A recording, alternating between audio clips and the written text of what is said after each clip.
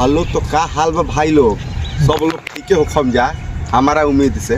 तो रउआ लोग इन खेत बोआइल कि ना बोआइल हमारा के जरूर कमेंट में बताइम जा।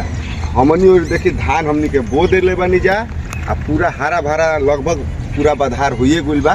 थोड़ा बहुत केहू केहू के बाकी बा जौन की देखी जब हम बोले बनी धान की कढ़ा में डूबल बा। अब का कहल जाओ डूबिए गुल बा तो का कहल पानी खत्म होते निकल जाई।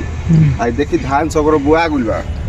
आई सब एने देखावा तनी पूरा धान के पूरा अथी जौन की बहुत ही धान अभी रोपाइल बा।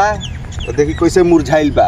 आई कुछ दिन के बाद एक में चटावल जी चटनी आई हो जी हरा भरा आ यही में से निकली अनाज तो पेट भरेला सबके ठीक नू। तो रउओ लोग धान बोइला का अपना ओरी बताई कि धान बुआ गुल कि ना, बाकी सब ठीक बा कि ना, कदई उदई होता क्या होता फिर वो लोग जरूर बताई। हमनी तो देख ली पूरा धान बुआ गुल बा आ पूरा अब हरियरी के अब का कहल जाओ पूरा बागान होखे वाला बा। कुछ दिन में हमनी के आई रही जा खेत घूमे खातिर कैसे कि बोला हमारा लागत कि 4 दिन होइए गुल बा। आई सब बाकियो बा यही मेनू देख के चले के बा।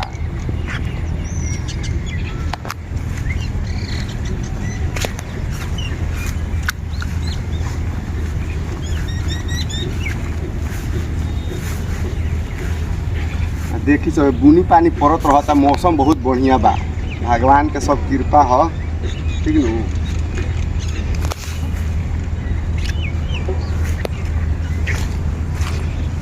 देखी और ये तू खेत जोन बा के परती बड़ुए एहू कदई होके आला बकाल परसों इहो बुआ जाई ठीक न। बाकी सब खेत देखते बन जे सब बुआ गुल बड़ुए हरी भरी बड़ुए।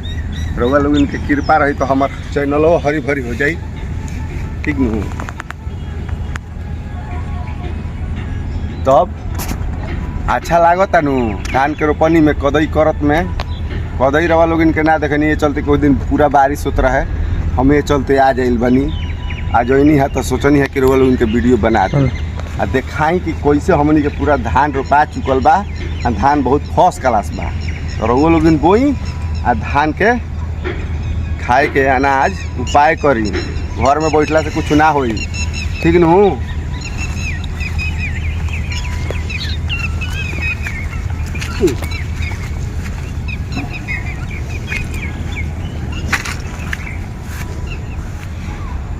तो वीडियो पर महाराज देखी ला जा लाइक कमेंट करी जा तब न हमरो बुझाई कि कैसन बानी रवा सब है। आ वीडियो हमारा अच्छा लगे लगे ना कौन कौन कोना में पहुँचा तो वीडियो वजू से कमेंट करी जा तो हम हेजा से देखो तनी। आ बाकी सब ठीक बा इतने बाकी सब तुम धन्यवाद।